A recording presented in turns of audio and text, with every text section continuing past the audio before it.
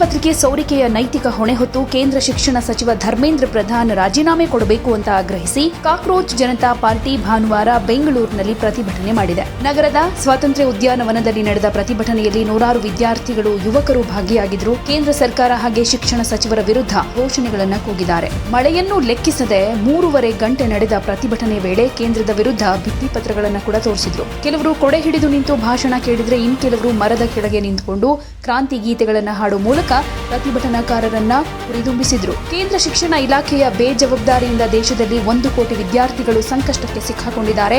7-8 ವಿದ್ಯಾರ್ಥಿಗಳು ಆತ್ಮಹತ್ಯೆ ಮಾಡಿಕೊಂಡಿದ್ದಾರೆ. ಇದರ ಹೊಣೆಗಾರಿಕೆಯನ್ನ ಧರ್ಮೇಂದ್ರ ಪ್ರಧಾನ್ ವಹಿಸಿಕೊಳ್ಬೇಕು. ಆಡಳಿತ ನಡೆಸೋರ ಕುಮ್ಮಕ್ಕಿನಿಂದಾಗೇನೆ ಪ್ರಶ್ನೆ ಪತ್ರಿಕೆ ಸೋರಿಕೆ, ಫಲಿತಾಂಶದಲ್ಲಿ ಬದಲಾವಣೆಗಳಾಗ್ತಾ ಇವೆ ಅಂತ ಆಕ್ರೋಶ ಹೊರಹಾಕಿದ್ದಾರೆ. ಸಿಜೆಪಿ ಸಂಸ್ಥಾಪಕ ಅಭಿಜಿತ್ ದೀಪ್ಗೆ ಮಾತನಾಡಿ, ಬಿಜೆಪಿ ನೇತೃತ್ವದ ಕೇಂದ್ರ ಸರ್ಕಾರ ಕೋಮು ಆಧಾರದ ಮೇಲೆ ರಾಜಕೀಯ ಮಾಡ್ತಾ ಇದೆ. ಪ್ರತಿ ಚುನಾವಣೆಯಲ್ಲೂ ಹಿಂದೂ ಮುಸ್ಲಿಂ ಹೆಸರಿನಲ್ಲಿ ನಮ್ಮನ್ನ ವಿಭಜನೆ ಮಾಡೋದಕ್ಕೆ ಪ್ರಯತ್ನಿಸ್ತಾ ಇದೆ. ಮೊದಲು ನಮ್ಮನ್ನ ಭಾರತೀಯರು ಅಂತ ಭಾವಿಸಬೇಕು. 4 ದಶಕಗಳಲ್ಲಿ ನಿರುದ್ಯೋಗ ಸಮಸ್ಯೆಯನ್ನ ಹೆಚ್ಚು ಎದುರಿಸ್ತಾ ಇದ್ದೀವಿ. ಕೋಮು ರಾಜಕೀಯವನ್ನ ಬಹಿಷ್ಕರಿಸಬೇಕು ಅಂತ ಹೇಳಿದ್ರು. ವೈದ್ಯರಾಗಿ ಇತರರ ಜೀವಗಳನ್ನ ಉಳಿಸಬೇಕಾದ ವಿದ್ಯಾರ್ಥಿಗಳು ತಮ್ಮ ಪ್ರಾಣವನ್ನೇ ತ್ಯಾಗ ಮಾಡಬೇಕಾಗ್ತಾ ಇದೆ. ಇಂತಹ ವ್ಯವಸ್ಥೆ ಬಗ್ಗೆ ಪ್ರಶ್ನಿಸಿದ್ರೆ ನಮ್ಮನ್ನ ಜಿರಳೆಗಳು, ಪಾಕಿಸ್ತಾನಿಗಳು, ರಾಷ್ಟ್ರ ವಿರೋಧಿಗಳು ಅಂತ ಕರೀತಾರೆ. ನನ್ನನ್ನೂ ಪಾಕಿಸ್ತಾನಿ ಅಂತ ಕರೆದ್ರು. ಹಾಗಾದ್ರೆ ಭಾರತೀಯರು ಯಾರು? ಬಿಜೆಪಿ ಐಟಿ ಸೆಲ್ನಲ್ಲಿರೋರು ಮಾತ್ರ ಭಾರತೀಯರ ಅಂತ ಪ್ರಶ್ನೆ ಮಾಡಿದ್ರು. ಇನ್ನು ಇವರ ಹೋರಾಟಕ್ಕೆ ನಟ ಪ್ರಕಾಶ್ ರಾಜ್ ಕೂಡ ಬೆಂಬಲವನ್ನ ವ್ಯಕ್ತಪಡಿಸಿ ಭಾಗಿಯಾಗಿದ್ರು. ಯುವ ಜನರು ಹೆಚ್ಚಿನ ಸಂಖ್ಯೆಯಲ್ಲಿ ರಾಜಕೀಯಕ್ಕೆ ಬರಬೇಕು, ಪ್ರಶ್ನೆ ಮಾಡೋರನ್ನ ಪಾಕಿಸ್ತಾನಿ ಕಾಕ್ರೋಚ್ ಅಂತ ಹೇಳಿದ್ರೂ ಕೂಡ ಬೆದರೋದಿಲ್ಲ. ಇದನ್ನ ಶಿಕ್ಷಣ ಸಚಿವರು ಅರ್ಥ ಮಾಡಿಕೊಳ್ಬೇಕು. ನೀಟ್ ಪ್ರಶ್ನೆ ಪತ್ರಿಕೆ ಸೋರಿಕೆಯಾದರೂ ಪ್ರಧಾನಿ ಸೈಲೆಂಟ್ ಆಗಿದ್ದಾರೆ.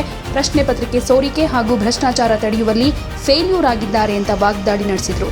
ಇನ್ನು ಹೋರಾಟಗಾರ ಸೋನಂ ವಾಂಗ್ಚುಕ್, ಸಿಜೆಪಿಯ ಸೌರವ್ ದಾಸ್, ರಾಹುಲ್ ಟಿ ದಾಸ್, ವನ್ಯಜೀವಿ ಛಾಯಾಗ್ರಾಹಕರಾದ ಕೃಪಾಕರ ಮತ್ತು ಸೇನಾನಿ, ಲೇಖಕ ನಾಗೇಶ್ ಹೆಗಡೆ, ಮೈಸೂರಿನ ಪೂರ್ಣಾನಂದ, ಕೆಆರ್ ಗೋಪಾಲಕೃಷ್ಣ ಕೂಡ ಈ ಪ್ರತಿಭಟನೆಯಲ್ಲಿ ಭಾಗಿಯಾಗಿದ್ರು. ಒಟ್ಟಿನಲ್ಲಿ ಸಾಮಾಜಿಕ ಕಾರ್ಯಕರ್ತರು ಕೂಡ ಸೇರಿದ ಹಾಗೆ ವೇದಿಕೆಯಲ್ಲಿ ಅಖಿಲ ಭಾರತ ವಿದ್ಯಾರ್ಥಿ ಸಂಘಟನೆಯ ಸದಸ್ಯರ ಸಂಖ್ಯೆ ಕೂಡ ಹೆಚ್ಚಾಗಿ ಕಂಡುಬಂತು. ಇನ್ನು ಈ ಪ್ರತಿಭಟನೆಯ ಸಂದರ್ಭದಲ್ಲಿ ಯಾವುದೇ ಅಹಿತಕರ ಘಟನೆ ನಡೆಯದಂತೆ ಮುನ್ನೆಚ್ಚರಿಕಾ ಕ್ರಮವಾಗಿ ಸ್ಥಳದಲ್ಲಿ ಬಿಗಿ ಪೊಲೀಸ್ ಬಂದೋಬಸ್ತ್ ಕೂಡ ಏರ್ಪಡಿಸಲಾಗಿತ್ತು.